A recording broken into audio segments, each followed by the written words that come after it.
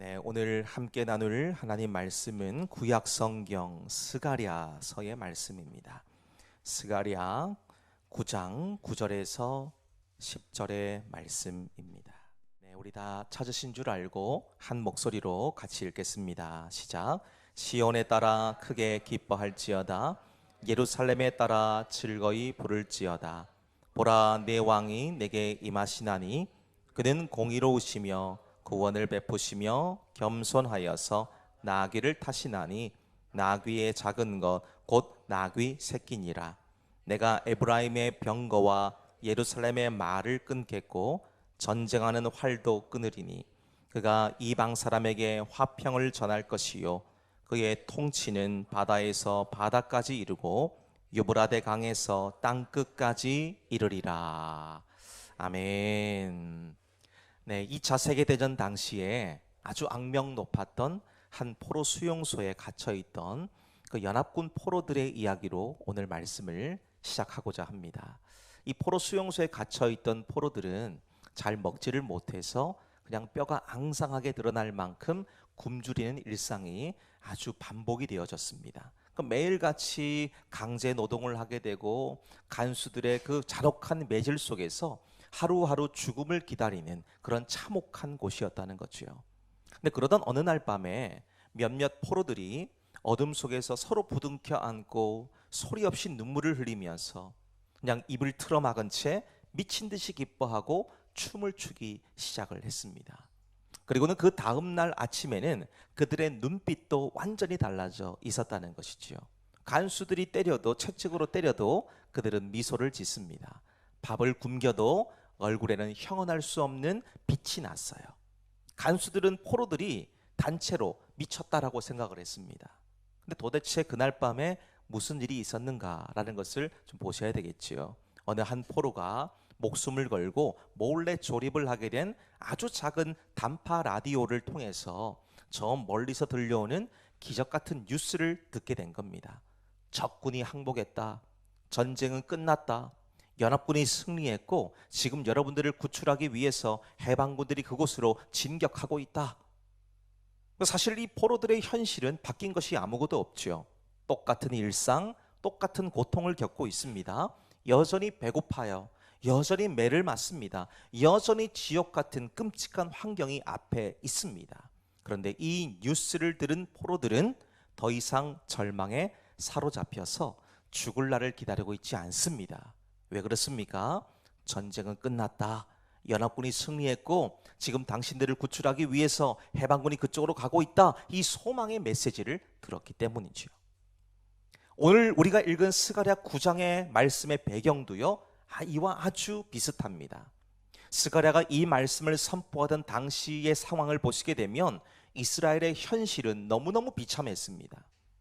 바벨론에서 70년 만에 꿈에도 그리던 고향으로 돌아오긴 했습니다만 그들을 기다리고 있던 현실은요, 현실 완전히 폐허가 된 예루살렘, 성벽조차 제대로 재건하지 못해서 주변 민족들의 위협에 날마다 시달려야 됐던 끝모를 두려움과 가난들이었어요. 자, 이때 하나님께서 스가랴라는 선지자의 영적인 눈을 열어서 앞으로 이스라엘과 온 세상을 덮치게 될 그 무시무시한 미래의 환상을 보여주셨습니다. 이것이 우리 읽진 않았습니다만 9장 1절에서 8절까지의 말씀이 바로 그 환상의 내용입니다. 자, 이 환상은 스가랴 시대로부터 약 200년이 지난 후에 등장하게 될 역사상 가장 강력한 정복자인 알렉산더 대왕의 정복 전쟁을 정확하게 예언하고 있는 거예요. 그 훗날 환상 속에서 젊은 정복자인 알렉산더가 이끄는 헬라의 대제국 군대가 오늘 본문에도 나옵니다만 하드락, 다마스커스, 하맛이라는 도시를 그냥 짓밟고 파죽지세로 밀려 내려옵니다. 특히 난공불락이라 불리던 바다 위의 요새인 두러라는 곳과 블레셋의 가사마저 잿더미가 되는 이 장면을 생생히 그려주고 있거든요. 세상의 힘과 폭력이 온 땅을 집어삼키는 끔찍한 미래였다는 것이죠.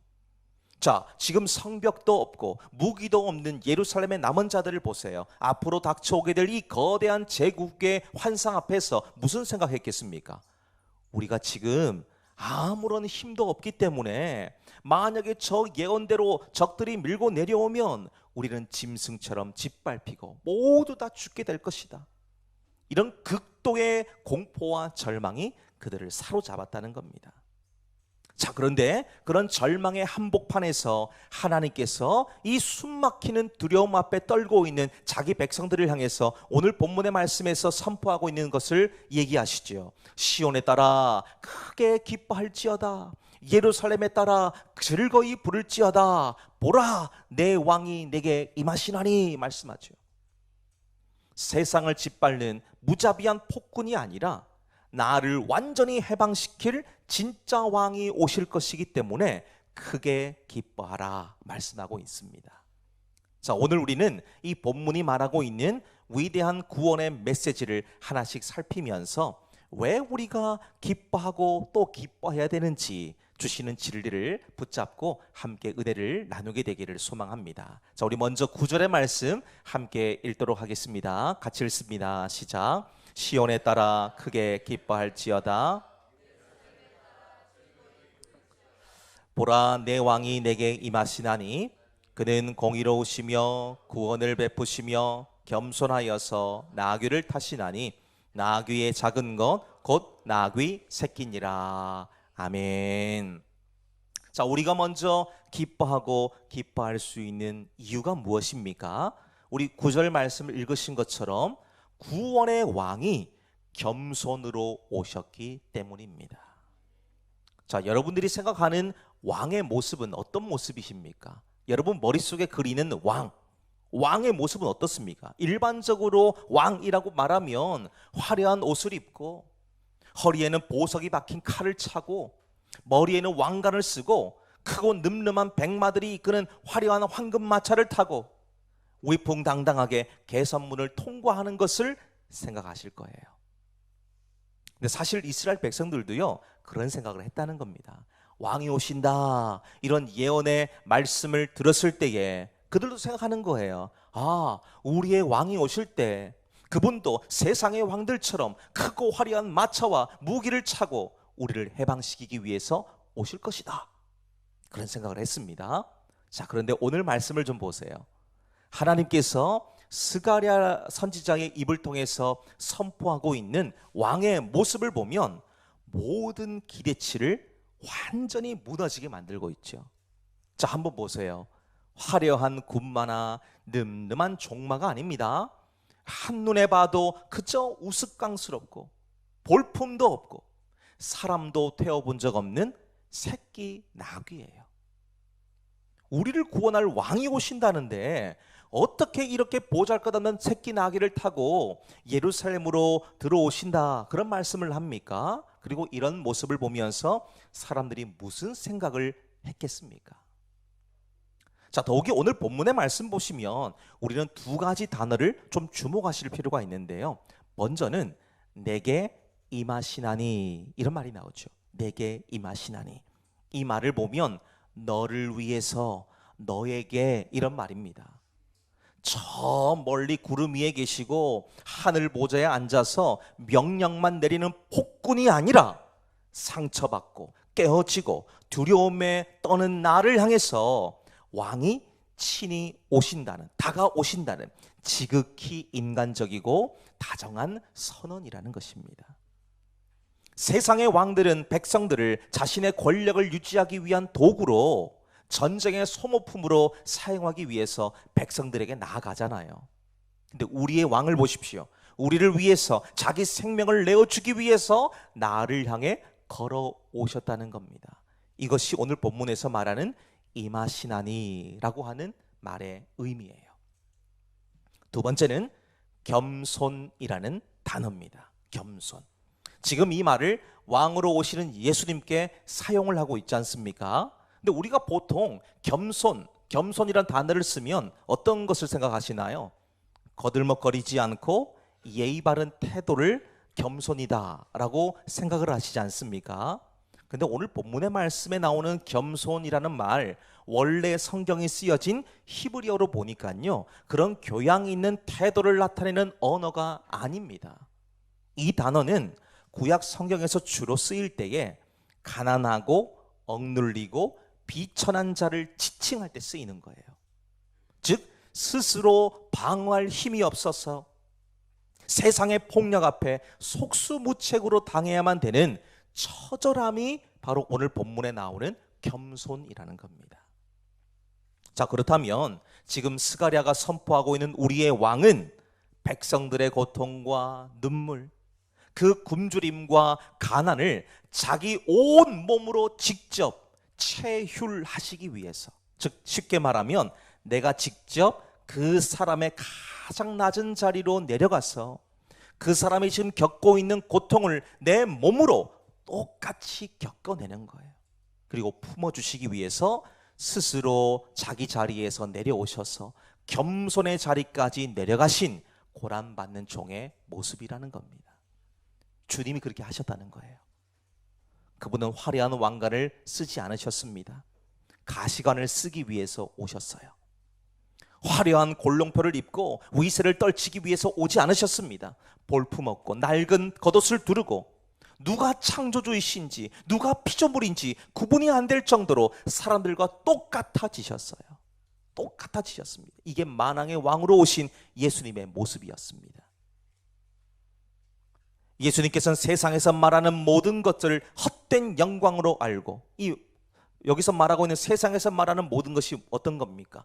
앞서 우리 보셨지만 왕들이라고 한다면 보통 화려한 왕관을 쓰고 마차를 타고 보석으로 치장된 것들, 이런 걸 얘기합니다. 근데 이런 것을 주님께서는 배설물처럼 다 버리셨어요.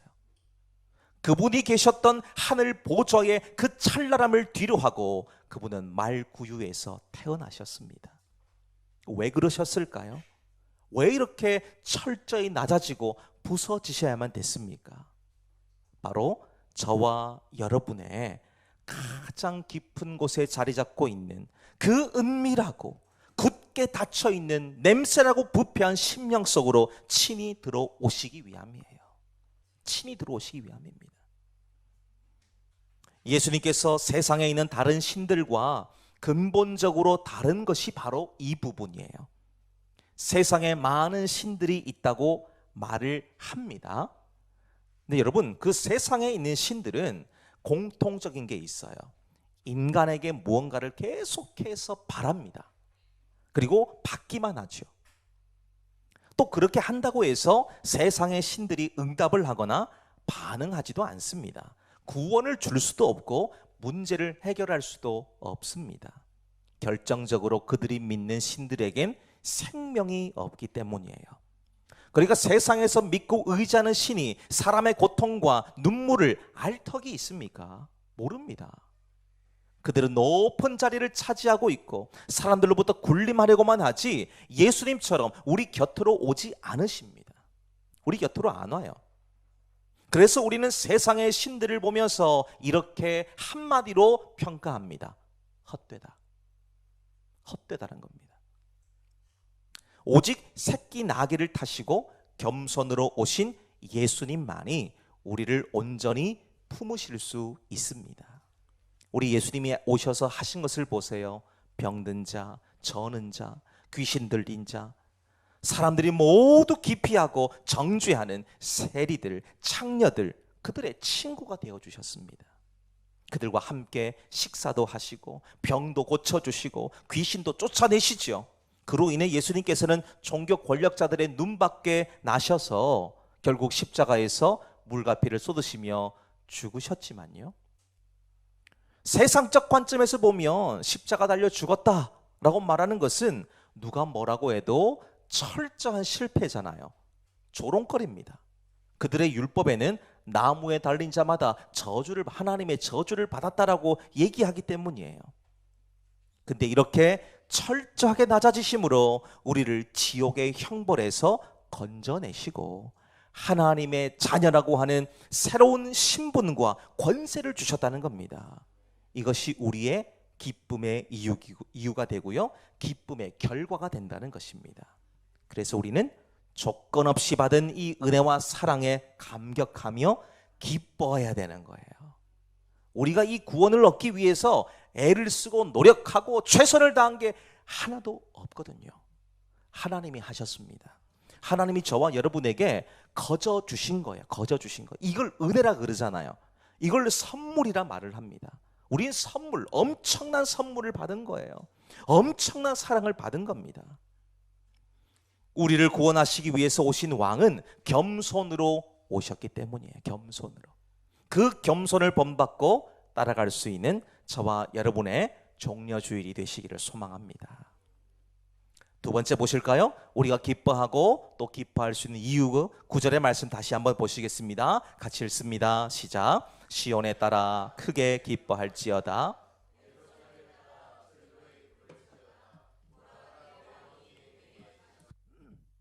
공의로우시며 구원을 베푸시며 겸손하여서 나귀를 타시나니 나귀의 작은 것 곧 나귀 새끼니라. 아멘. 자, 그 이유가 뭡니까? 우리가 기뻐하고 기뻐할 수 있는 이유, 두 번째, 완전한 구원을 우리에게 주셨기 때문입니다. 자, 앞서 우리 첫 번째 단락에서 왕으로 오신 예수님의 겸손, 이 낮아진 모습을 보셨는데, 두 번째는 그 왕이 오셔서 구체적으로 무슨 일을 하셨는가, 이걸 좀 보시기를 바랍니다. 9절 중반절의 말씀 보니까 공의와 구원이라는 단어가 기록되어져 있죠. 자, 이 두 단어 안에는 주님의 십자가와 부활의 신비가 완벽하게 압축되어져 있어요. 압축. 이 공의롭다는 말을 좀 보시면 하나님의 말씀과 거룩한 그 기준 앞에서 단 하나의 오점이나 부족함도 없이 완벽하게 합격 판정을 받은 절대적인 의로움을 얘기하는 거예요. 그러니까 다시 쉽게 말하면, 법적인 용어로 말하면 완벽한 무죄 선고를 받은 겁니다. 무죄 선고. 자, 그런데 세상 사람들 중에 어떤 자가 의롭다고 말할 수 있습니까? 누가 죄로부터 무죄를 받을 수 있고 또 무죄를 내릴 수 있겠습니까? 아무도 없어요. 성경 로마서 3장 23절의 말씀 보면 모든 사람이 죄를 범하였음에 하나님의 영광에 이르지 못하더라 그럽니다. 의로운 사람 아무도 없어요. 이렇게 판결을 내릴 수 있는 사람 아무도 없다는 겁니다. 겉으로 볼 땐 누구도 내 모습을 볼 수가 없고 또 보이지도 않다 보니까는 거룩하고 고귀하고 도도한 척 우리 앉아 있잖아요. 근데 만약에 누군가가 내 속을, 내 내면을 다 들여다볼 수 있다면 어떨까요? 지금 이렇게 앉아 계시는데 저와 여러분이 계신 이 자리에서 서로의 마음을 볼 수 있다면 어떨까요? 화가 나고 부끄럽고 그냥 수치스러워서 견딜 수가 없기 때문일 겁니다. 그 정도로 저와 여러분은 타락하고 추악하고 부패하고 악하다는 거예요. 그런데 새끼 나귀를 타고 오시는 우리의 왕을 보십시오. 우리와는 근본적으로 다르신 분입니다. 그분은 완벽한 의로우심을 갖고 계신 분이시죠. 이유가 뭐겠습니까? 그분은 이 땅에 계시는 동안 한 번도 죄와 타협하지 않으셨습니다. 죄를 짓지도 않으셨어요. 이미 태어나실 때부터 우리와 다르게 태어나셨잖아요. 그분은 성령으로 잉태되셨습니다. 그러니까 예수님께서 우리의 대속 제물이 되실 수 있는 자격을 받으셨지요. 그리고 대신 죄값을 치를 수 있는 그 자격도 얻게 되신 겁니다. 그리고 또 하나, 오늘 본문의 말씀 보면 구원을 베푸시며, 그렇죠. 구원을 베푸시며.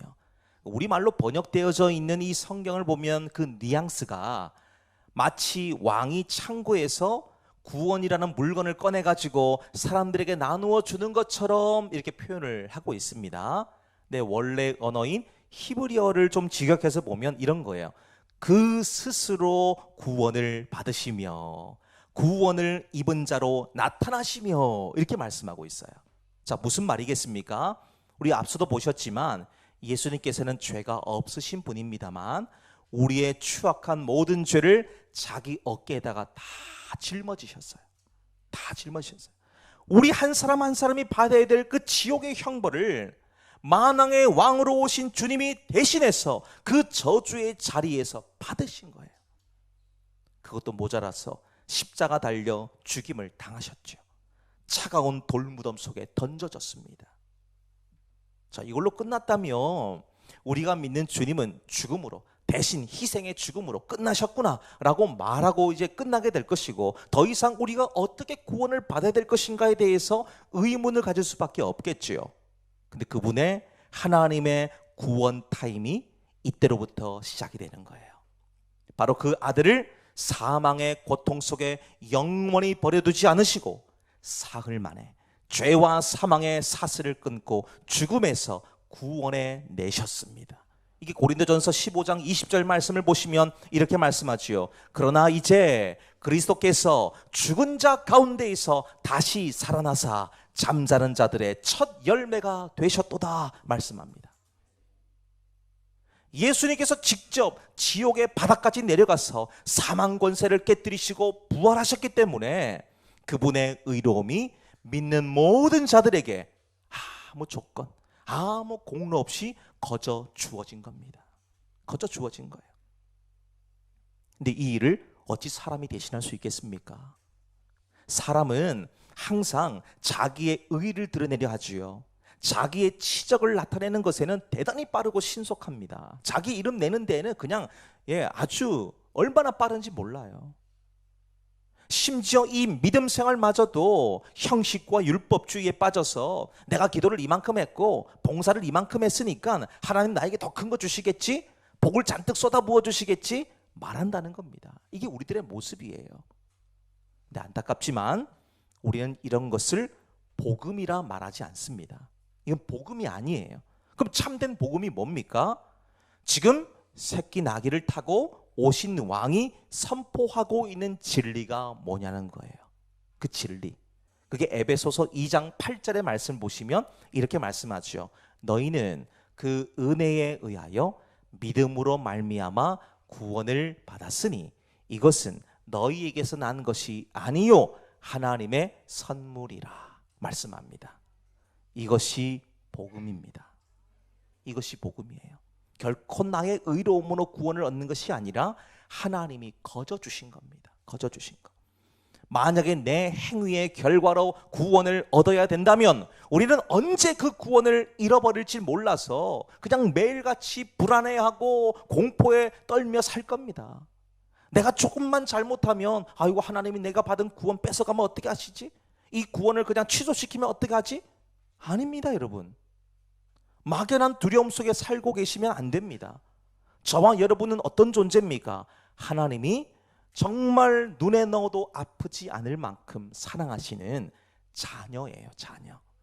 자녀가, 여러분 댁에 있는 자녀가 내 말을 듣지 않는다고 해서 당장 야 너 빨리 오늘 동사무소 뛰어가서 호적 파 그러시는 분 계시나요? 아무도 안 계세요. 아무도. 속은 그럴지 몰라도, 아니 혹여나 말은 그렇게 할지 몰라도 진짜 그렇게 하는 자녀도 없을 뿐더러 그렇게 하는 부모님도 안 계십니다. 그냥 내가 속상해서 내뱉는 말일 뿐이지 그런 사람은 아무도 없어요. 하물며 구원받은 우리들, 그 구원을 우리가 그렇게 가볍게 여기면 되겠습니까? 우리가 받은 구원은 그렇게 가볍지 않습니다. 우리 주님께서 저와 여러분을 불러 택하셨다고 하는 이 구원의 놀라우신 은혜는요, 누구도 빼앗아 갈 수 없습니다. 누구도 빼앗지 못해요. 그러니까 내가 예수의 이름을 내 입으로 시인하고 고백하고 선포할 수 있는 사람들이라면, 그런 성도라면 구원은 우리가 주님으로부터 거저 받은 선물을 받았다라고 생각하셔야 됩니다. 그리고 이걸 확실하게 믿으셔야 됩니다. 이게 바로 구원의 확신이죠. 구원의 확신을 여러분 갖고 계셔야 됩니다. 예수님께서 십자가에서 물과 피를 쏟아서 완성시켜 주신 구원이기 때문에 세상 누구도 어떤 권세도 주님 사랑에서 끊을 자가 없다. 로마서 8장 39절에 나오는 말씀이에요. 성경이 증거하고 있습니다. 우리는 주님의 십자가로 완전한 구원을 얻었습니다. 그러니 두려워하지 마시고 의심하지 마시고 주님 주시는 기쁨이 다시 회복되는 은총이 있게 되시기를 축복합니다. 마지막 세 번째 우리 10절의 말씀 함께 읽겠습니다. 시작. 내가 에브라임의 병거와 예루살렘의 말을 끊겠고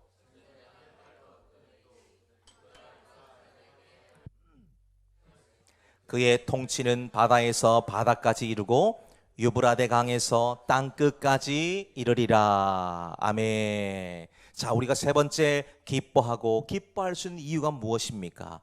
그분이 온 땅에 샬롬, 이 화평을 전하실 것이기 때문입니다. 자, 지금 이 말씀을 보면 상식에서 벗어나 있다는 것을 보실 수가 있어요. 상식적으로 왕이 새롭게 그 자리에 올라서 나라를 세웠다면 제일 먼저 뭘 하는 게 맞을까요? 일단 이스라엘만 놓고 보면 가장 시급하게 해야 될 것이 있습니다. 국방력 강화죠. 국방력 강화. 지금 이들에게 없는 게 있다 그랬습니다. 성벽 없어요. 성전 없습니다. 이들을 보호해 줄 저지선 자체가 존재하지 않는 거예요. 당연히 국방력을 키우는 것이 우선되는 것이 맞습니다. 더 단단히 성벽을 쌓고 높이 올리고 무기도 개발하고 무장을 해서 적들을 막아내야죠. 자, 그런데 오늘 본문의 말씀 보면 하나님의 충격적 선언이 선포되고 있죠. 자, 뭐라고 말씀합니까? 내가 적군의 무기를 끊는 것이 아니라 내 백성 에브라임의 병거와 예루살렘의 말과 너희의 활을 끊어버리겠다. 한마디로 무장 해제시키겠다, 그런 말이죠. 왜 이렇게 말씀하고 계실까요? 우리가 손에 쥐고 있는 것만으로는 절대로 하나님 나라를 세울 수가 없기 때문입니다. 자, 한번 보세요. 내 힘으로 무언가를 지키려고 할 때를 보면 필연적으로 나타나는 게 있죠. 상대를 다치게 하거나 상처를 입혀야만 됩니다. 내 것을 지켜야만 되기 때문이죠. 지금 세계 각국에서 일어나고 있는 전쟁을 한번 보세요. 치열하게 공방이 계속되고 있잖아요. 지키려는 쪽과 파괴하려는 쪽이 서로 강하게 맞서면서 연일 수많은 사람들에게 그 삶을 피폐하게 만들고 있습니다. 그래서 서로 자기 것을 지키기 위해서 죽음도 불사한 모습을 우리가 보고 있지 않습니까? 자, 그런데 하나님은 자기 백성들이 힘과 폭력으로 세상을 지배하는 괴물이 되기를 원하지 않으셨어요. 십자가의 군대는 남을 죽여서 승리하는 군대가 아닙니다. 내가 죽어서 상대를 살리는 방식으로만 승리할 수가 있기 때문이죠. 이걸 누가 보여주셨습니까? 주님이 십자가로 보여주셨어요. 십자가로. 무엇보다 무기를 꺾고 그렇게 빈자리에 뭘로 채워주시는지를 한번 보세요. 오늘 본문의 중반절에 10절 중반절의 말씀 보니까 그가 이방 사람에게 뭘 전달합니까? 화평을 전할 것이요 라고 얘기하죠. 뭔가 말이 앞뒤가 안 맞잖아요. 무장해제를 시켜놓고 아무것도 못하게 만들어 놓고 뭘 주신다고요? 화평을 주신대요. 우리가 보통 생각하는 화평은 뭡니까? 다 채워져 있고 그 위에 뭔가를 올려야 맞는 것 아닙니까? 라고 말씀하는데 하나님의 관점에 그게 아니라는 거예요. 하나님의 관점에서는. 지금 여기서 말하고 있는 화평, 방금도 말씀드렸지만 우리가 너무 잘 아시는 샬롬이죠. 샬롬. 성경에서 말하고 있는 샬롬은 전쟁이 잠시 멈춘 휴전 상태나 갈등을 피해서 입을 다물고 있는 차가운 침묵이 아닙니다. 샬롬이라 하는 것은 무너진 관계가 온전히 회복되고 부족한 것이 채워지고 창조주 하나님과 피조물이 그리고 우리가 십자가 사랑 안에서 완벽한 조화와 생명의 풍성함을 누리는 절대적인 평화를 의미하는 거예요. 절대적인 평화. 우리가 살고 있는 이 시대를 한번 다시 보세요. 극단적인 양극화가 있잖아요. 서로를 바라보며 분노합니다. 혐오가 지배하고 있어요. 심지어 교회 안에서도 내 믿음과 다르고 내 생각과 다르면 그 다름을 인정해주지 못하고 정죄하고 비난하는 경우들이 얼마나 많습니까? 근데 이것은 주님이 주시는 샬롬이 아니라는 거예요. 샬롬이 아닙니다. 그럼 진정한 샬롬은 어떻게 임합니까? 예수님을 보면 알 수가 있어요. 우리는 모든 기준을 예수님께 맞춰야 됩니다. 주님께서 원수를 죽이기 위해서 말과 병거를 타고 활을 당기신 것이 아니시지요. 친히 자기의 가슴을 여시고 세상의 정죄와 진노의 화살을 온 몸으로 다 맞으셨어요. 온 몸으로. 에베소 2장 14절의 말씀을 보십시오. 그는 우리의 화평이신지라. 여기서 말하는 화평이 방금 말하고 있는 샬롬입니다. 그는 우리의 샬롬이신지라. 둘로 하나를 만드사 원수된 것 곧 중간에 막힌 담을 자기 육체로 허시고 그러시죠. 자기가 대신 죽었다는 겁니다. 그러니까 샬롬이라는 것은 칼과 창, 요즘 말로 바꾸면 강력한 미사일로 얻을 수 있는 것이 아닙니다. 지금 보세요. 미사일이 막 그냥 비같이 쏟아지고 있습니다만 그렇게 한다고 해서 샬롬이 찾아왔습니까? 오히려 더 증오하고 오히려 더 분노하고 오히려 더 싸우죠. 진정한 샬롬은 미사일로 오는 게 아닙니다. 무기가 꺾이고 버려질 때, 내 육체가 십자가 앞에서 깨지고 찢어질 때 비로소 내가 속한 가정, 직장, 교회, 나라와 민족에 주님 주시는 하늘의 샬롬이 임하는 겁니다.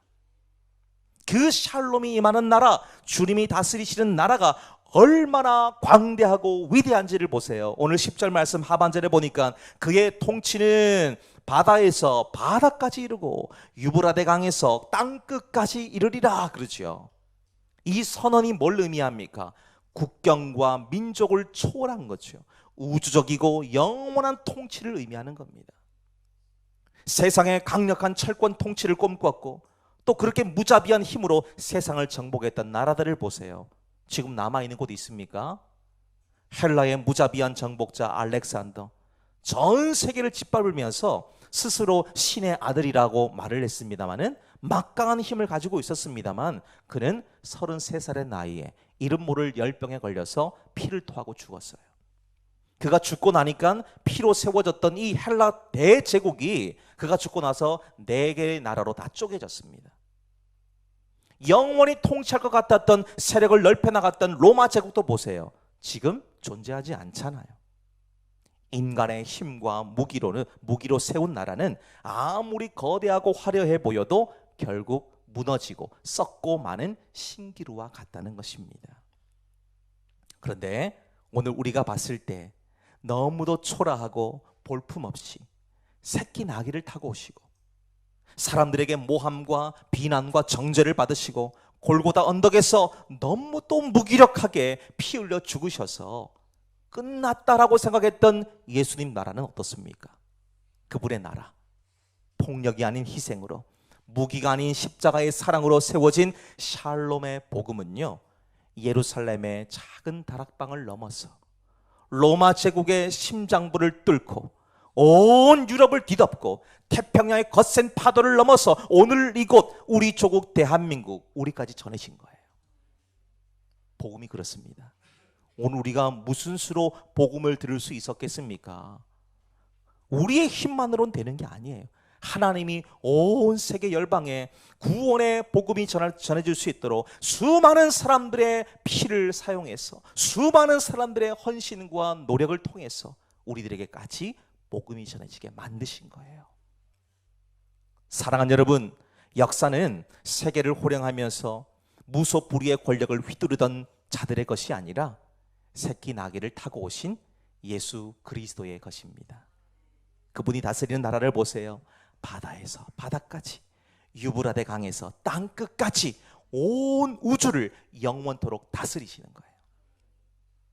바로 그 영원한 다스림 속에 참된 샬롬이 임하기 때문에 우리는 오늘 본문의 말씀처럼 소리 높여 선포할 수 있는 것입니다. 자, 우리 다시 한번 고백해 보실까요? 시작. 시온에 따라 크게 기뻐할지어다. 예루살렘에 따라 즐거이 부를지어다. 보라, 내 왕이 내게 임하시나니 그는 공의로우시며 구원을 베푸시며 겸손하여서 나귀를 타시나니 나귀의 작은 것 곧 나귀 새끼니라. 아멘. 오늘 종려주일을 시작으로 이제 이어지는 고난주간의 시간 동안 이 만왕의 왕으로 오셔서 세상이 줄 수 없는 하늘의 기쁨과 평안을 주시는 그 주님을 온전히 붙드심으로 승리와 감사로 충만하게 되시기를 주님의 이름으로 축복합니다.